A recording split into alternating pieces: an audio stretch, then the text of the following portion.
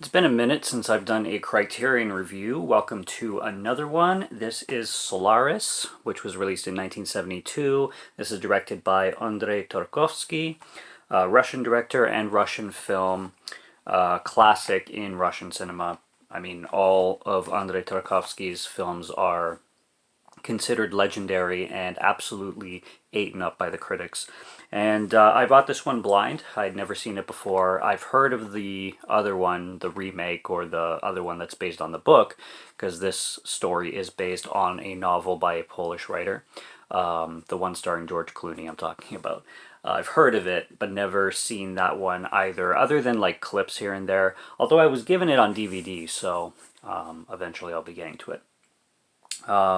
But this one I discovered in the Criterion collection, and I bought it blind, and I've seen it before this review. I've seen it twice, and well, three times, because I watched the film twice, and I watched the film with its commentary another time, so technically three times.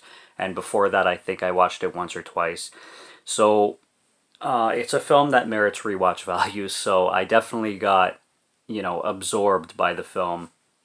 And I absorbed the film as well, so I took a shit ton of notes. I don't really know like what angle I'm going to be going to this review, other than discussing its story and its themes and what other people in the special features talked about with Tarkovsky and Solaris. So what we have going on story-wise is, like I said, this is based on a book by author Stanislaw Lem, if I'm pronouncing that correctly. And the entire book takes place only in space. Solaris is a space station that orbits this planet that scientists and Soviet Union scientists are studying. This is a futuristic story. The film, however, starts on Earth. I know that the author did not like this film very much. Andrei Tarkovsky states that he watched 2001's A Space Odyssey and did not like it very much. And he wanted to create a film that kind of works as like an anti-2001 when it comes to its themes. He did this one. It starts on Earth. You have this character named Chris, and Chris is basically a space psychologist and an astronaut as well. And he is having a conversation with another astronaut named Burton. And Burton, I don't know how long he's been retired or out of space. However, when he was last in space, or when he was younger, essentially, so maybe a decade or more before, he had an incident on Solaris where when he flew into the planet, he basically, essentially, from the sounds of things, started to hallucinate. But in his story, in his perspective, he swore that everything was real. And basically what was happening is the ocean started boiling and turning into solidified forms, and certain like clouds and gases were manifesting themselves, kind of thing, and he just was having massive hallucinations of all these things forming from this planet. And this created like a discussion on how much of it was hallucination. They started to create questions over the years on whether this whole space station and whole mission should be shut down, what's going on with the oceans of Solaris, because it's the oceans of Solaris that are having such a massive impact.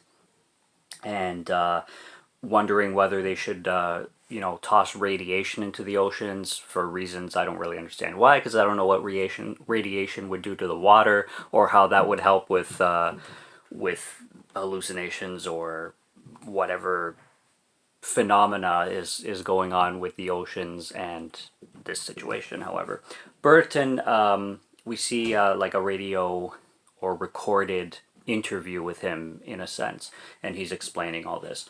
And Chris is supposed to be going up to the space station to check on it, as well as three scientists that are up there currently. So we have scientist Snout, scientist Sartorius, and scientist Giburian. And they're up there, and he gets up there, Chris, and he notices that one of them committed suicide. So Giburian is gone, and all that's left is a recorded message from Giburian. And it's basically a warning of the same hallucinations. He's seeing figures of, people that he used to know, people walking around the space station that either are there or not there, and there's arguments about the conscience, because Giburian in his recorded message starts talking about conscience, and this is a conscience problem, and the oceans of Solaris are manifesting conscious thoughts into reality and hallucinations and, you know, forms kind of thing. And Snout and Sartorius, but Snout is like the bigger character along with Chris, and Snout is kind of the one that kind of gives all the lore and backstories in what's been happening at this station. And Chris himself ends up seeing another, I keep saying hallucination, but it is like a figure, like a form, because in a lot of circumstances, everybody can see the figure, the form. So it's not really only in one person's head. It's something that everybody can see. And Chris had a former wife, Hari, who passed away by suicide, and he's able to see her, and she actually pops up multiple times because she keeps, at first he sends one of her formations, I'll just call them, off into space, and then she reappears again, Hari 2, and every time she appears, you know, kind of in the suggesting that she's kind of reforming her old self. Like she'll have the needle mark in her arm where she put the poison into herself, and she'll have certain marks on her body and stuff like that. And her behavior will kind of go back and forth with memory. Like she'll remember who she was, kind of thing, and who she came out of the, like, who she formed herself from, kind of thing. And then other times she won't remember anything at all. So it plays by that. It really has the theme of like memory and conscience and second chances and how time and physicalness kind of blend. So this is considered a sci-fi film, but the sci-fi is very, very grounded and very slow. It's a slow movie. This clocks in at just over 2.5 hours. And it's split into two parts, so you have part 1 and 2. A big chunk of part 1, like I said, takes place on Earth, and a lot of it is just done through like recorded video of Burton, and then recorded video as well of Burton driving in his car, and you see this whole segment of him just driving. And while he's driving too, he actually has a video call with Chris and everybody who he leaves with his son or something. And these scenes were all shot in Japan, with the commentary it's mentioned. And it's also mentioned that this is supposed to be the future. So it's kind of funny watching this in a modern perspective, because when I saw them doing a video call, the first thing I thought of, because I forgot this was taking place in the future, I'm like, they had video calls in the 70s? And then I had to clue in. I'm like, this is a futuristic film from the 70s. So the whole video call, being that that's common today, was kind of like, oh shit, they actually gave a really good prediction, because the way they handled it, where this guy's having a video call from his car, to the house, was, or felt, today modern kind of thing. And it's also mentioned that Soviet Union watchers or Russian watchers of this film, especially at the time, definitely would get a much more futuristic vibe from this film, and it would feel more futuristic, specifically in that scene where the car is driving through the Japan streets, more than an American audience, even in 1972, would get it. Because the whole driving scene felt like a normal city. Like, it literally felt like a normal city with highways. There was nothing futuristic. There's no flying cars. There's nothing like that. There's nothing extravagant. But Tarkovsky wanted to give it a futuristic feel, and this is why he shot this scene in Japan. I'm talking about it in detail because the commentary made this very specific, that Russian viewers would watch this in the time, and it would feel much more futuristic than an American audience would, and that's mentioned a lot in the commentary. But it's a very interesting movie if you can handle the pace. The score is fantastic. It kind of has this like lullaby score, or something that you would hear in like a ballet play kind of thing. If that makes any sense. It's very kind of euphoric, but very sleepy and dreamlike. That I enjoyed. I really like this one scene closer to the climax where it's an anti-gravity scene, and basically for like 5 or 6 minutes, maybe shorter, but everything is without gravity, and again the score plays off very beautifully. And everything's floating, everybody's floating. This film is very philosophical with its script, and the conversations that these people have in the space station back and forth between each other with Hari's reincarnation, you could say as well.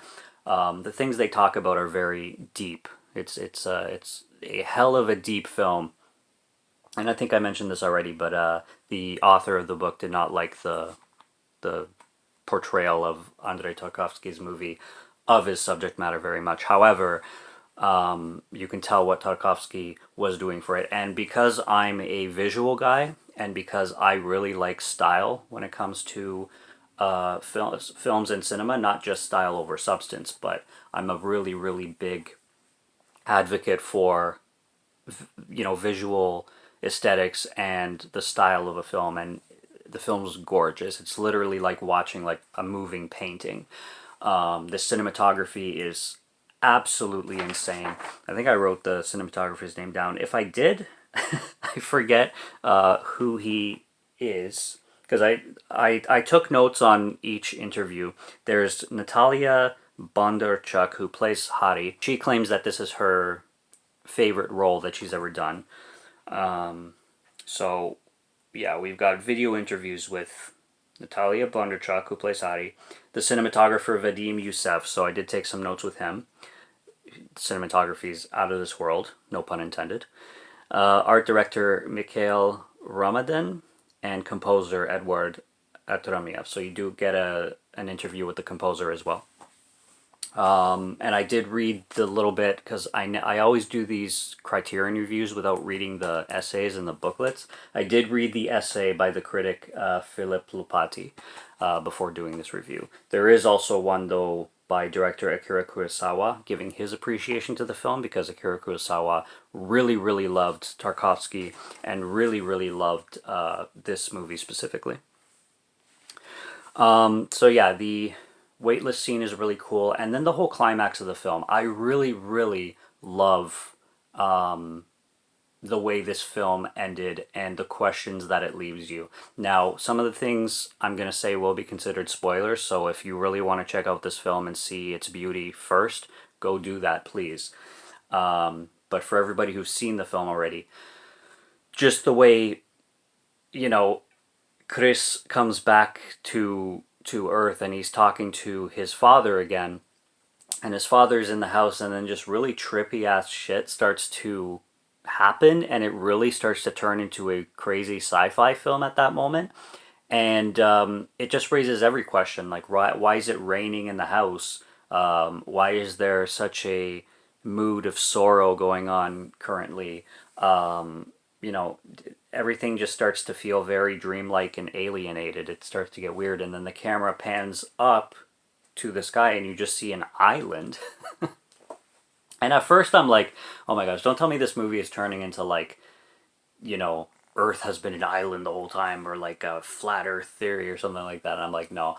I started wondering if they're still on Solaris, or if Chris is now a second form of himself kind of thing, and Solaris's oceans have created these clones essentially of Chris and Chris's father, and if they are quote unquote doomed, for lack of a better term, to remain on Solaris thinking they're on Earth forever kind of thing. And what's real and what's fiction? Does Earth exist anymore? Has Solaris become their new and unexpected home for eternity? Yeah, crazy stuff with the ending. The ending took the film as a whole to a whole new level for me, and I really appreciated that ending, and it adds even more rewatch value to the movie, and more reason to rewatch it over and over. And that goes with the whole movie, though. It's not just the ending, but the ending definitely helps that aspect a lot. Talking about some of the stuff I learned through the commentary and the interviews, Andrei Tarkovsky was a big fan of the author Ray Bradbury, sorry, which I only know of his book Fahrenheit 451. I have not read it yet, but that's really interesting that he was a fan of that author because I had recently came across that author as well, just very recently, I could say. Very, very little money was taken to make this film, in my opinion. It was just under $25,000 US for the time. So, whatever that translates to in this day and age is still a low budget film because obviously inflation makes that a lot more, but not in the millions. You know what I mean? So, it didn't take too much budget to make this film, which I was impressed at that. The actor who played Snout didn't speak Russian fluently. I don't know what language he spoke. Well, his main language, I should say. But yeah, he learned Russian for the film, or perfected Russian for the film, I should say. And I don't know. I can't tell what's good Russian and bad Russian, but he seemed to do a perfectly competent job. So good on him for that. Tarkovsky really, he liked long takes of things and he didn't like to cut a whole lot. So apparently he would go through like a lot of film because he wanted long, drawn out shots of things instead of just making a bunch of cuts throughout everything. He was a very anxious person, a very religious person. I can relate certainly to a lot of that, especially like with the anxiety and putting those themes into his film. You can see what kind of person he was. He was like mixed when it comes to good to work with and bad to work with, according to the actors and actresses. The one who played Hari, let me get her name again, Natalia Bondarchuk, was apparently one of his favorite actresses, and he always emphasized on how well she was doing, but would give everybody else the hardest of times. And he was really mesmerized by what she brought to the character Hari and how much she really brought the character to life and played it in the exact vision that Tarkovsky wanted. And he mentioned that he also saw Chris doing the exact same thing, but he would always push Chris harder because he wanted like more of a nervous character from him or something like that. I thought everybody did really well and fit in their parts, but yeah, I could see how Hattie was such an iconic character because she really felt authentic. You could see her nervousness. You could see she even had like certain tics. She was very humble, I guess, would be the best way to put her character. The scene where she swallows liquid oxygen, I don't even know how you do that, but and then freezes to death. Oh my gosh. And she mentions in her interview too how much risk they were taking doing that because they had to put some kind of stuff on her that made her look frozen, and then she had to like stand still, but they didn't know how bad it would be for her skin.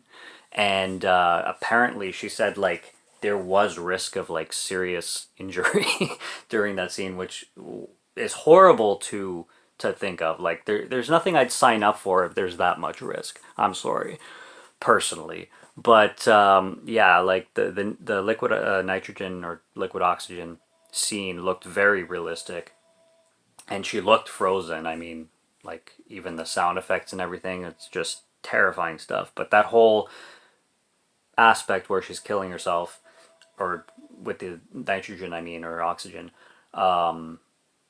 is devastating. And this is another theme of the movie that Chris has to deal with is watch over and over his deceased wife hurt herself over and over again, and that you can also take into many metaphors in and of its own. But yeah, it deals with that choice making and you know, reliving moments and reliving things and questioning whether you can do things differently and change things around, essentially.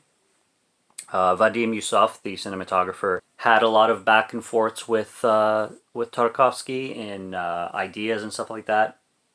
He wanted to incorporate cows, apparently, as something that manifests itself from Earth on this planet Solaris.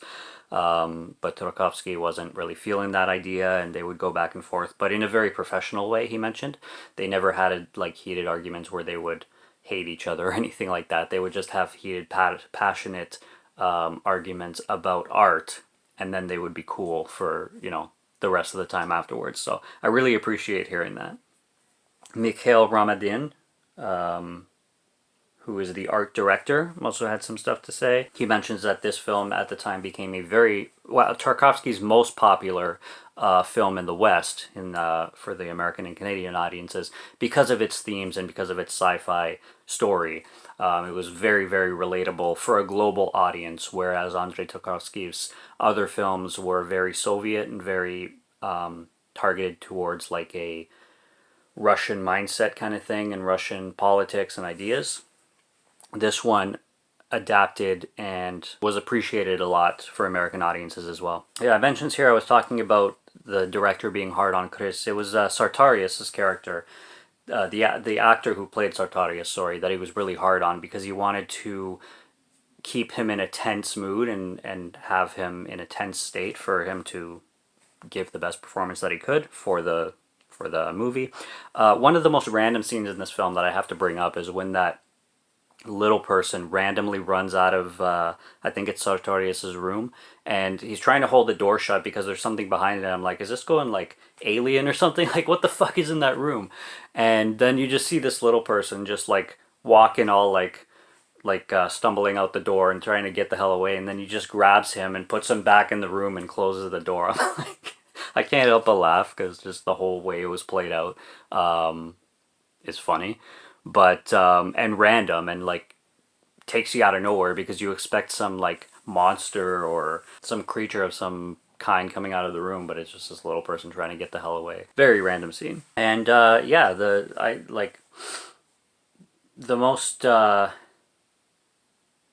interesting thing and the most daring thing I could say in this film is just the love story in it, because it is such a different one. It's deeper, it's darker, it's so fucking depressing, and it's so well done. And that love between Hari and Chris that you could see is there, and regrets, the biggest heart-pinching regrets of their whole relationship is played out in front of you in the most artistic of ways, and it's beautiful. It's a beautiful love story, sci-fi story, raises endless questions about life and reality and the future and what's possible and philosophy, and it's a deep film. It's it's one to be experienced if you like your art house films, because this is the definition of an art house film. If you don't mind foreign cinema, movies that are in a language you don't speak and you have to read the subtitles, if you can handle all that stuff, it's a very, very beautiful film and powerful film, and one for the books, one for the history for sure. And I am definitely looking forward to watch Andrei Tarkovsky's other films because I like the type of films that he goes for, and I've heard nothing but good things, but I've also seen nothing but good things from the trailers, and from the descriptions and what I hear from his other films. So thanks to the Criterion Collection, which has most of his films out, if not all of them. And it's really great stuff. One thing that Natalia Bondarchuk, I'm butchering these names, I know I am, mentioned is that she played her character with Little Mermaid in mind because of, basically being a character that's discovering a new world, essentially, and discovering a new world in a different form of her old self. So she did mention in her interview that the first thing she thought of going into this character, Hari, was the Little Mermaid, and she played her role out with that in mind, which I thought was pretty interesting. And it seemed like Tarkovsky was a very passionate, driven person and a visual guy, which I can absolutely relate to. You know, you just watch the beauty of this film, and they did a good job doing the space stuff because, given the time, the era, there was not a lot of effects to make things look realistic, but he chose a different approach. He chose more like, you know, like I had mentioned earlier, moving painting. When you would do shots of Solaris and the oceans and the skies and everything looked so magnificent, but you know, you're not dealing with flying spaceships and sci-fi crap going on. The spaceship scenes actually look very grounded and very realistic for the time, as well as they would be if there, you know, was a crew working inside a spaceship. It's not extravagant, it's just realistic and believable. Does that make sense? I hope so. Yeah, Solaris is cool. It's loaded with special features. You got those interviews which I mentioned.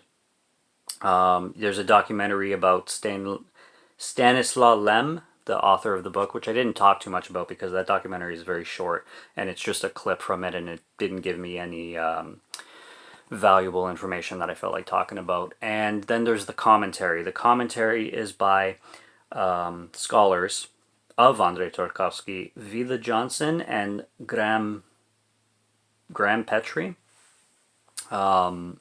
It's a very dry commentary, but if you are really into video essays and a lot of detailed information on the film, it's packed. So they talk about a lot of things, you know, behind the scenes and going on around the film, more so than the film itself. But it is very dry and kind of boring in dialogue if that's not your thing. So prepare for that going in.